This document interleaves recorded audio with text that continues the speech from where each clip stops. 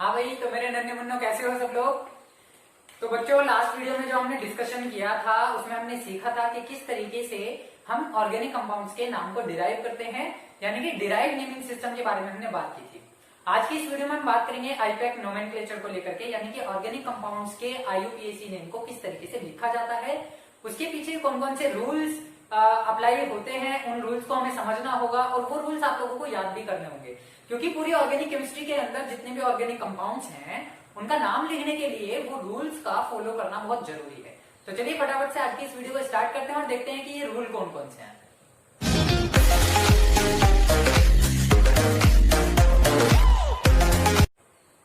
तो वही मेरे प्यारे बच्चों, आज का जो हमारा टॉपिक है वो है आईयूपीएसी नोमेनक्लेचर। ठीक है, आईपैक नेम आज हम लिखने वाले हैं ऑर्गेनिक कंपाउंड्स का, और आईपैक नेम लिखने के लिए जो रूल्स यहाँ फॉलो हमें करने होंगे वो स्टेप बाय स्टेप हमें समझना है और स्टेप बाय स्टेप आप लोगों को याद भी रखना है। तो यहाँ पर जो सबसे पहला रूल मैं आप लोगों से कहूंगा, देखो जो रूल्स हैं, है ना, रूल्स की हम बात करें तो रूल दो तरीके से हम लेकर के चलेंगे, पहला रूल और दूसरा rule.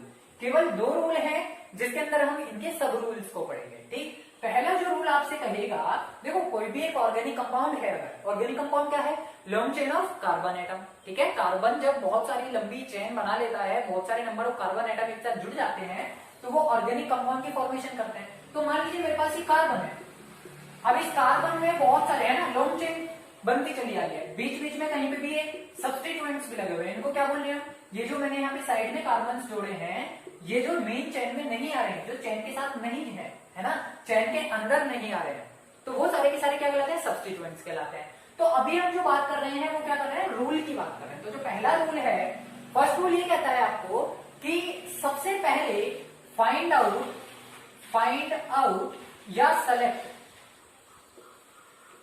The longest chain of carbon atoms। आपको क्या करना है, सबसे पहले सबसे लंबी कार्बन की चेन को फाइंड आउट करना है, उसको सेलेक्ट करना है। पूरे ऑर्गेनिक कंपाउंड के अंदर आप ये देख लीजिए कि सबसे ज्यादा longest chain number of carbon atom की कौन सी बन रही है, और इस चेन को हम क्या बोलते हैं, पेरेंट चेन बोलते हैं। ये कौन सी चेन होती है बेटे, ये होती है पेरेंट चेन। ठीक है, ये बात क्लियर हुई कि आपको क्या करना है, सबसे पहले सबसे ज्यादा नंबर ऑफ कार्बन एटम को कंटेन करने वाली एक चेन को सेलेक्ट करना है, और वो चेन आपकी क्या कहलाएगी, पेरेंट चेन कहलाएगी। इतनी बात क्लियर है, यहां पे कोई परेशानी तो नहीं। दूसरा ये आता है कि जब आप सेलेक्ट कर लोगे, सेलेक्ट करने के बाद आपको क्या करना पड़ेगा, नंबरिंग करनी पड़ेगी। तो आप क्या करोगे, नंबरिंग द लॉन्गेस्ट चेन और पेरेंट चेन। ये दो रूल हैं जिनके बहुत सारे सब रूल्स हैं, है ना। इन दो रूल्स के बेसिस पर ही बहुत सारे इनके अंदर इंटरनल रूल्स बनाए गए हैं, जिनको फॉलो करते हुए हमें क्या करना होगा, आईयूपीएसी को सीखना होगा। तो पहली चीज आपको लॉन्गेस्ट चेन निकालनी है। लॉन्गेस्ट चेन निकालने के बाद क्या करना है, उसके अंदर नंबरिंग करनी है। अब अगर मैं फर्स्ट रूल की बात करता हूं, ठीक है बेटे, रूल नंबर फर्स्ट की मैं बात कर रहा हूं। रूल नंबर फर्स्ट को हम स्टेप बाय स्टेप फॉलो करेंगे। इसके अंदर बहुत सारे रूल्स आते हैं, बहुत सारे रूल्स में से मैं केवल आपको 3 या 4 रूल्स बताऊंगा। वो 3 या 4 रूल्स ही सफिशिएंट होंगे आपके लिए सारे आईयूपीएसी नाम को लिखने के लिए। तो जो पहला इसके अंदर सब रूल है, ठीक है, रूल नंबर 1 के अंदर हम सब रूल की बात कर रहे हैं। तो सब रूल में फर्स्ट रूल की मैं बात कर रहा हूं। सबसे पहली जो चीज आती है, सबसे पहले ये चीज आती है कि आपको जब आप longest chain of carbon atom को जब आप सेलेक्ट करेंगे, सबसे लंबी लॉन्गेस्ट चेन को जब आप सेलेक्ट करेंगे, तो उस केस में आपको क्या करना होगा, देखो एक प्रायोरिटी ऑर्डर को फॉलो करना पड़ेगा। Follow the priority order, follow the priority order. अब ये ऑर्डर कौन सा है, पहला सब रूल ये है कि आपको इस ऑर्डर को, इस प्रायोरिटी ऑर्डर को फॉलो करना है। प्रायोरिटी क्या चीज है कि आप सबसे पहले जो प्रायोरिटी देंगे वो देंगे पेरेंट चेन को। ठीक है, क्योंकि पेरेंट चेन तो आपको फाइंड आउट करनी ही करनी है। पेरेंट चेन के अंदर क्या प्रेजेंट होगा, फंक्शनल ग्रुप। फंक्शनल ग्रुप को आप सबसे पहले प्रायोरिटी देंगे।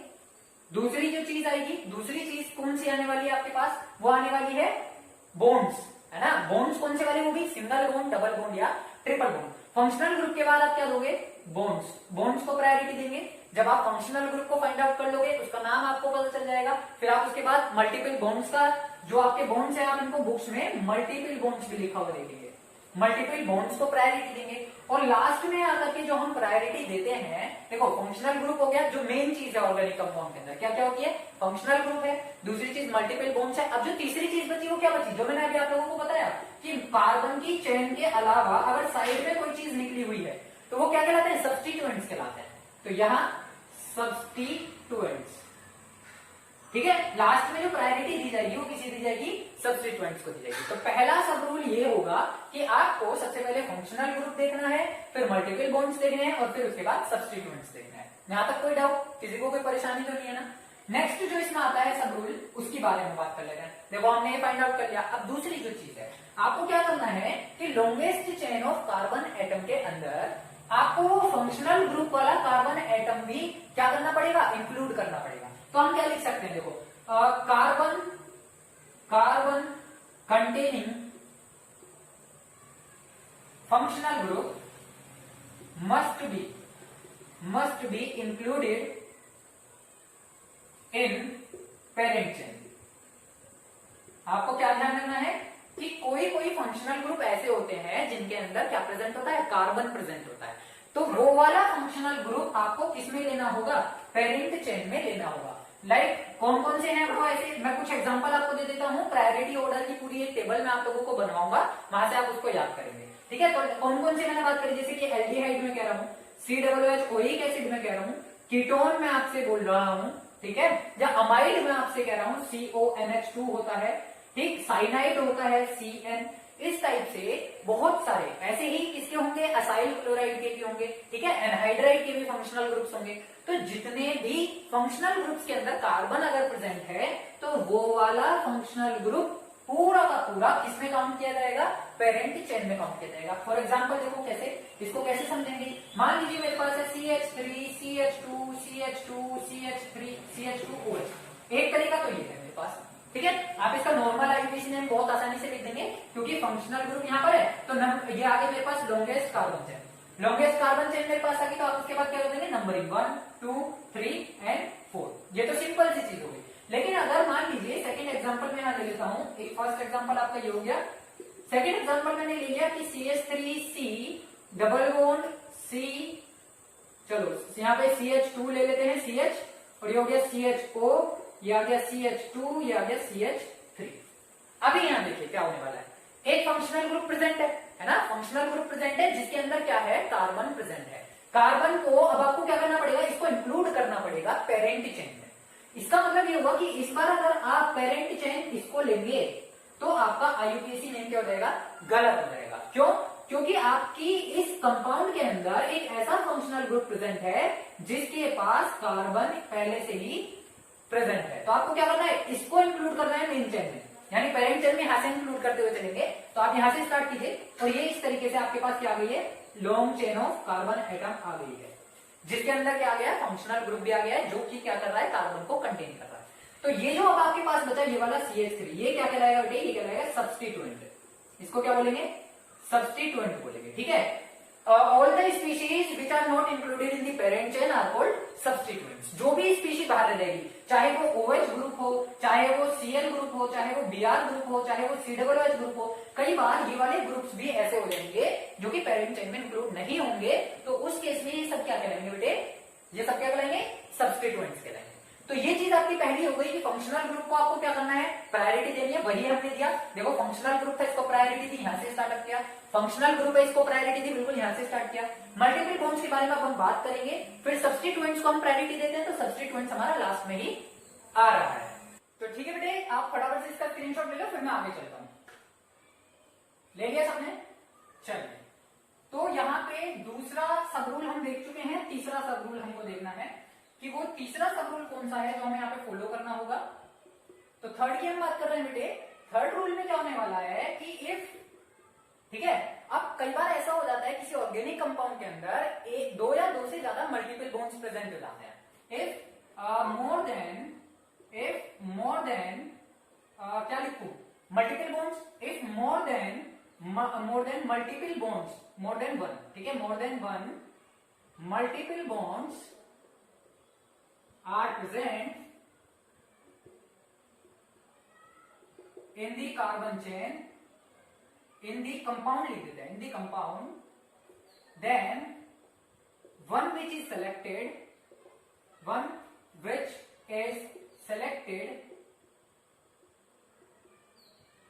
which contains more number of या maximum number of multiple bonds.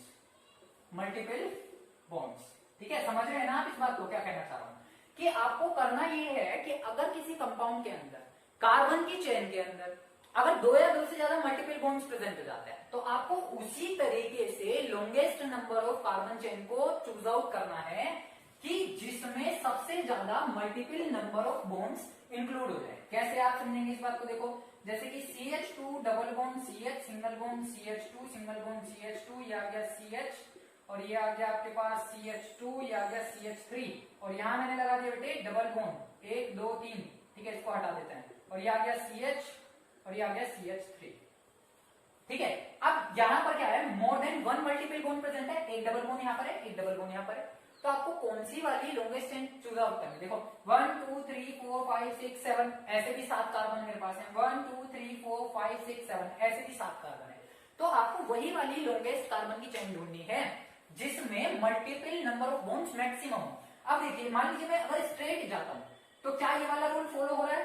बताओ, क्या maximum number of multiple bonds इसके अंदर आ रहे हैं? अगर मैं स्ट्रेट जाता हूं नहीं आ रहा है ना, क्योंकि इसमें केवल एक ही मल्टीपल बॉन्ड आया.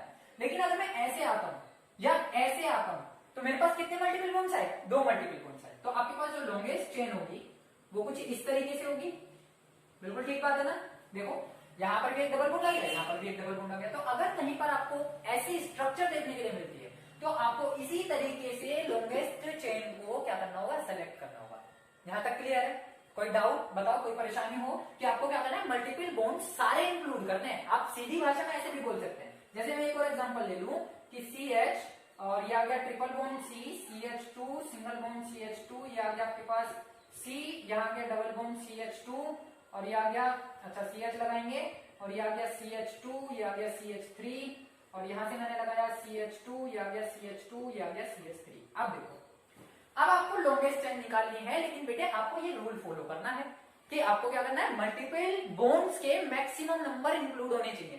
तो मल्टीपल बॉन्ड्स कहां है? एक तो ये ट्रिपल बॉन्ड है, एक ये डबल बॉन्ड है. तो ये दोनों के दोनों क्या आने चाहिए? लॉन्गेस्ट चेन में आने चाहिए. आप ऐसे याद रखो या मत रखो, आप ऐसे ही जरूर याद रखना कि डबल या ट्रिपल बॉन्ड जितने भी हो, जितने पॉसिबल हो, पेरेंट चेन में इंक्लूड करना, आपको वो इंक्लूड करना है. तो यहां से मैं चलूंगा और ये मेरे पास कुछ इस तरीके से मेरी longest chain of carbon atom आ जाएगी, जिसमें कि मैंने क्या किया है? प्रायोरिटी दी है किसको? मल्टीपल बॉन्ड्स को. फंक्शनल ग्रुप इसके अंदर नहीं था, इसलिए उसको प्रायोरिटी ऑर्डर में नहीं रखेंगे. अब जो बाकी का ये रेस्ट बचा, देखो यहाँ पर भी एक ग्रुप बचा आपके पास, जो कि कैसा ग्रुप है? इथाइल है ना. ये मैंने आपको लास्ट वीडियो में बता दिया है. ये क्या कहलाएगा? सब्स्टिट्यूएंट कहलाएगा. ऐसे ही यहाँ पर ये कौन सा ग्रुप है? देखो आप देख पा रहे होंगे, ये कौन सा ग्रुप है? प्रोपाइल. तो ये प्रोपाइल भी क्या हो गया आपके पास? प्रोपाइल. ये भी एक सब्स्टिट्यूएंट हो गया. ठीक है बेटे, यहां तक कोई डाउट? अगर किसी को डाउट हो तो दोबारा से आप कमेंट सेक्शन में कमेंट कर सकते हो. मैं कोशिश करूंगा आपके डाउट को क्लियर कर दूं. फटाफट से स्क्रीनशॉट ले लो, फिर आगे चलते हैं. ले लिया सबने स्क्रीनशॉट? ठीक है. तो सब रूल जो पहले रूल के अंदर हमने पढ़ा वो हम पढ़ चुके हैं 3 सब रूल्स को. ठीक है, अब हमें देखना है सेकंड वाला रूल. फर्स्ट रूल हमारा खत्म होता है जिसके 3 सब रूल थे, ये मैंने आप लोगों को बता दिए. सेकंड रूल के अंदर जो पहला सब रूल है उसके बारे में बात कर लेते हैं हम. सब रूल नंबर 1. ठीक है बेटे, अब फिर से वही चीज, प्रायोरिटी ऑर्डर वही रखना है. प्रायोरिटी ऑर्डर आपको चेंज नहीं करना है कि सबसे पहले क्या आएगा? फंक्शनल ग्रुप आएगा, फिर उसके बाद क्या आएगा? मल्टीपल बॉन्ड्स आएंगे, फिर उसके बाद क्या आएगा बेटे? सब्स्टिट्यूएंट आएगा.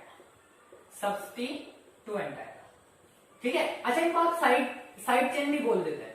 सब्स्टिट्यूएंट अगर कई बार याद ना रहे तो आप उसको नॉर्मली क्या बोल सकते हैं? साइड चेन भी बोल सकते हैं, जिसका मतलब होता है it is not included in the parent chain. तो आपको प्रायोरिटी ऑर्डर नहीं भूलना है. अब जो इसका फर्स्ट रूल है, सबसे पहला रूल ये कहता है, क्योंकि आप नंबरिंग कर रहे हो है ना. सेकंड रूल की हम बात कर रहे हैं. सेकंड रूल में फर्स्ट सब रूल है. सेकंड रूल कहता है नंबरिंग द लॉन्गेस्ट चेन या पेरेंट चेन. अब नंबरिंग जब आप दोगे तो उसका फर्स्ट रूल आपसे ये कहता है कि कार्बन, या चलिए ऐसे लिख लेते हैं, numbering starts starts from that side from where side chain या फिर इसको हम क्या बोलते हैं, सब्स्टिट्यूएंट बोल रहे हैं, सब्स्टिट्यूएंट या फंक्शनल ग्रुप या मल्टीपल बॉन्ड्स आर नियरेस्ट। समझ रहे हैं इस चीज को कि आपको नंबरिंग वहां से स्टार्ट करनी है जहां से चाहे तो साइड चेन पास पड़े या उस दूसरी भाषा में सब्स्टिट्यूएंट पास पड़े या फंक्शनल ग्रुप पास पड़े या फिर मल्टीपल बॉन्ड्स पास पड़े।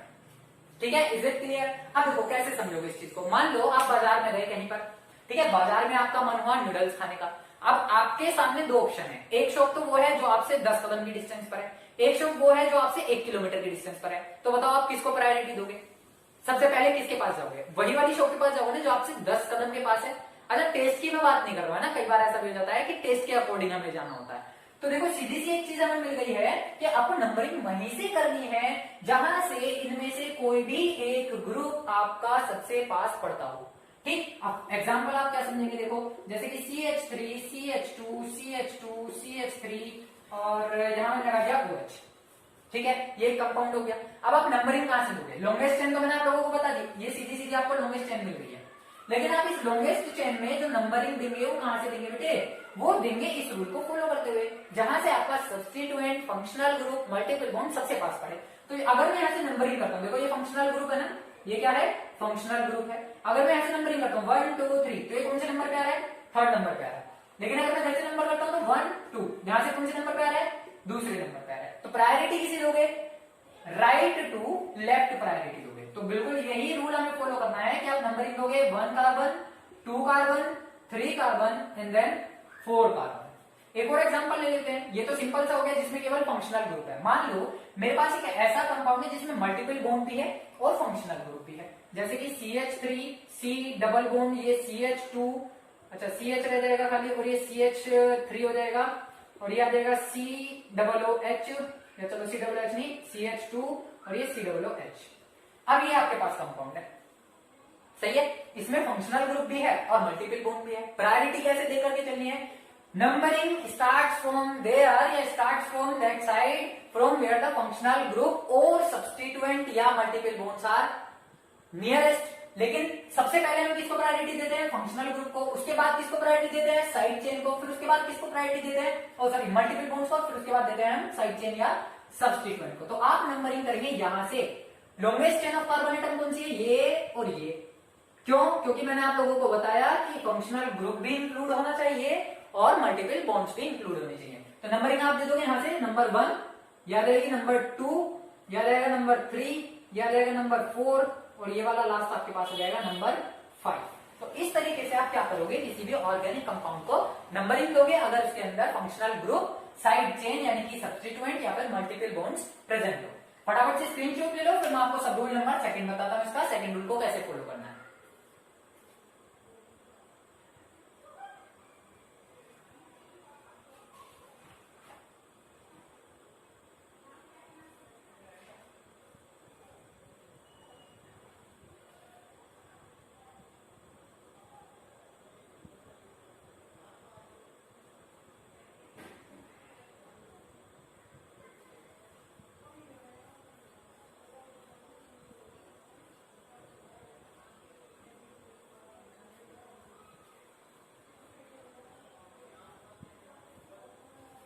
ले लिया सबने स्क्रीनशॉट बेटे? ठीक है, सेकंड रूल की हम बात कर रहे हैं यहाँ पे, सेकंड सब रूल। सेकंड सब रूल आपसे ये कहता है बेटे कि अगर किसी कंपाउंड में इफ मोर देन 2 या मोर देन 1, ठीक है, मोर देन 1 की हम बात कर रहे हैं, more than 1 substituent are present, then आपको क्या करना है? देखो ये मोर देन 1 सब्स्टिट्यूएंट की मैंने बात करी है, वो भी कहां पे present? At symmetrical position. Symmetrical position पहले मैंने आपको दे दिया है यहां पर एक क्लू कि ये सिमेट्रिकल पोजीशन पर है। तो आपको नंबरिंग कैसे करनी है? देन नंबरिंग मस्ट बी कैसी होनी चाहिए बेटे? Alphabetically, must be in alphabetically order. कैसे, इस चीज को कैसे समझोगे? देखो ये मेरे पास एक example CH3 CH2 CH single bond, यहाँ आ गया मेरे पास Cl और ये आ गया CH2 CH2 और ये मेरे पास आ गया CH और ये आ गया मेरे पास Br, यहाँ पे मैंने लगा दिया CH2 और ये लगा दिया मैंने CH3। ये मेरे पास एक कंपाउंड हो गया। इस कंपाउंड में आप अगर देखो तो यहाँ से एक सब्स्टिट्यूएंट जुड़ा हुआ है, यहाँ पर एक सब्स्टिट्यूएंट जुड़ा हुआ है। अच्छा आपको एक चीज और याद रखनी है कि जो हेलोजेंस होते हैं, हेलोजेंस या नाइट्रो ग्रुप होता है, वो हमेशा ही सब्स्टिट्यूएंट का काम करता है बेटे, कभी भी फंक्शनल ग्रुप का काम नहीं करेगा। ये बात आप लोगों को याद रखनी है, इसलिए मैंने इन दोनों को क्या बोला है? सब्स्टिट्यूएंट बोला है। अब आपको नंबरिंग पे ध्यान देना है। देखो यहां से 1 2 3 थर्ड प्लेस पर है, यहां से भी 1 2 3 थर्ड प्लेस पर है। अब अगर सेम पोजीशन पर हो, सब्स्टिट्यूएंट कोई भी हो, कोई फर्क नहीं पड़ता, लेकिन सेम पोजीशन पर है अगर, तो उसको हम क्या बोलेंगे? सिमेट्रिकल पोजीशन बोलेंगे। तो सिमेट्रिकल पोजीशन पर जब सब्स्टिट्यूएंट प्रेजेंट होते हैं फ्रॉम दी बोथ साइड्स, उस केस में आपको क्या करना है? नंबरिंग देनी है अल्फाबेटिकली ऑर्डर में। आप कहीं से भी नंबर दे दो। अच्छा कहीं से भी नहीं, सॉरी, अल्फाबेटिकली बोल रहे हैं तो पहले क्या आएगा? ब्रोमो, और फिर क्या आएगा बेटे? क्लोरो। तो अल्फाबेटिकली कौन पहले आता है? बी पहले आता है ना, बी पहले आता है, और फिर कौन आता है? सी आता है। तो आपको नंबरिंग देनी है from the right to left. आप नंबरिंग दे दो, 1 देन 2 देन 3 देन 4, ये आ गया 5 6 7 एंड 8। इस तरीके से आपको क्या करना है? सिमेट्रिकल पोजीशन पर अगर हमारे सब्स्टिट्यूएंट्स प्रेजेंट हो तो अल्फाबेटिकली ऑर्डर को फॉलो करते हुए क्या करना है? नंबरिंग देनी है। एक और एग्जांपल मैं ले लेता हूं इसका, फटाफट से स्क्रीनशॉट ले लो। ठीक, एक और नेक्स्ट एग्जांपल से मैं आपको समझाता हूं इसको कि अगर ये तो बात हो गई सिमेट्रिकल की, है ना। अगर मान लीजिए सिमेट्रिकल ऑर्डर फॉलो ना हो, सिमेट्रिकल ऑर्डर फॉलो कैसे ना हो? CH3 CH2 CH, यहाँ आ गया Br, ये आ गया CH2, ये आ गया CH और ये आ गया Cl और ये आ गया हमारे पास 1 2 3 CH3। अब बताओ क्या ये सिमेट्रिकल पोजीशन है? नहीं। तो यहां पहली चीज तो यही क्लियर हो गई कि नॉट सिमेट्रिकल। क्या नहीं है ये बेटे? सिमेट्रिकल नहीं है। तो बेटे आपको हमेशा केवल यही ध्यान देना है कि जब नॉट सिमेट्रिकल वाली कंडीशन आपके पास आएगी तो नंबरिंग को अल्फाबेटिकली नहीं देना है। इसका मतलब ये हुआ कि देखो यहां से क्लोरीन जो है और यहां से ब्रोमीन जो है, ब्रोमीन थर्ड पोजीशन पर है, क्लोरीन फर्स्ट सेकंड पोजीशन पर है। तो आपको जो नंबरिंग देनी है वो राइट टू लेफ्ट देनी है। आपको ये देखना है कि आपका substituent must be the nearest position. तो यहां से ये फर्स्ट नंबर हो गया, ये सेकंड नंबर पे हो गया, थर्ड नंबर पे हो गया, ये आपका हो जाएगा फोर्थ नंबर पे, या जाएगा 5 और या जाएगा 6। तो ये आपका क्या होगा? Correct order of the numbering होगा। लेकिन ये तभी अप्लाई करना है बेटे जब आपके पास नॉट सिमेट्रिकल वाला केस हो और उसको अल्फाबेटिकल ऑर्डर में हमें नंबरिंग ना देनी हो। सिमेट्रिकल का केस मैंने आप लोगों को बता दिया है, अगर दोनों पोजीशन सेम होती हैं, दोनों साइड से सेम प्लेस पर पड़ता है, तो वहां से आपको अल्फाबेटिकली ही नंबरिंग करनी पड़ेगी। फटाफट से स्क्रीनशॉट ले लो, मैं नेक्स्ट रूल बता देता हूं इसका। ले लिया सबने? ठीक है, देखो सब रूल नंबर 3 है जो कि इसका लास्ट रूल है, और इस लास्ट रूल के होते के साथ ही आपका जो आईयूपीएसी नोमेनक्लेचर का बेसिस था वो कंप्लीट हो जाएगा। फिर मैं आपको केवल फॉर्मेट बताऊंगा कि आईपैक का जो फॉर्मेट है उसको फॉलो कैसे करना है, इन रूल्स को फॉलो करते हुए उसको लिखना कैसे है। तो सब रूल नंबर 3 जो है वो ये कहता है कि if more than one functional groups are present in any compound, then numbering should be starts from that side from where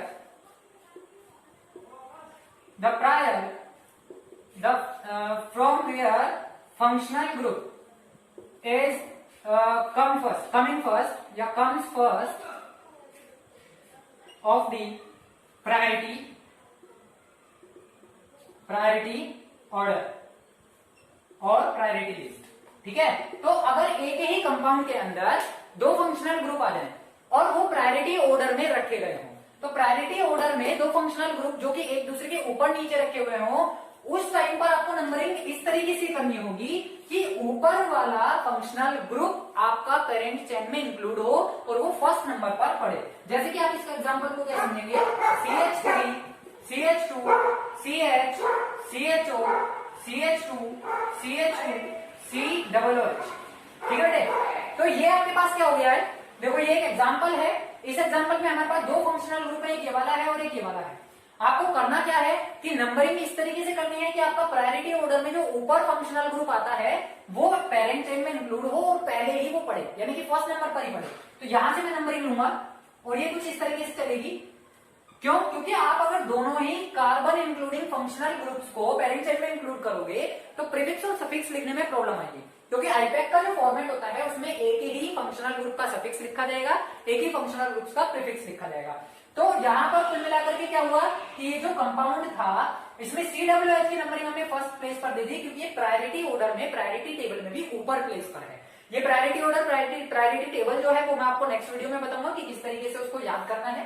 तो ये आपकी नंबरिंग होगी 1, देन 2, 3, ये आ जाएगा 4, ये आ जाएगा 5, ये आ जाएगा 6। और ये जो बाकी का ग्रुप बचा ये किसकी तरह काम करेगा बेटे? ये करेगा सब्स्टिट्यूएंट की तरह। ये किसकी तरह काम करेगा? सब्स्टिट्यूएंट की तरह। तो ये आपका क्या था आईपैक का, यानी कि जब हम आईयूपीएसी नेम लिखने शुरू करेंगे तो उसके बेसिक कॉन्सेप्ट के पीछे जो रूल्स हमें फॉलो करने हैं, इस तरीके के वो रूल हैं। फॉर्मेट लिखते टाइम इन रूल्स को हमें ध्यान रखना होगा, इन्हीं रूल्स के बेसिस पर हम पूरा फॉर्मेट तैयार करेंगे। तो आज की इस वीडियो में केवल इतना ही। मैं मिलूंगा आपसे नेक्स्ट वीडियो में, तब तक के लिए आप लोग पढ़ते रहिए और बढ़ते रहिए। और गाइस एक छोटी सी बात, अगर आपको वीडियो पसंद आई हो तो इस वीडियो को लाइक भी कीजिएगा, अपने फ्रेंड्स के साथ शेयर जरूर से कीजिएगा। अभी तक चैनल को सब्सक्राइब अगर नहीं किया है तो यार बेल आइकन जरूर दबा देना, ताकि आने वाली हर वीडियो का नोटिफिकेशन मिलता रहे।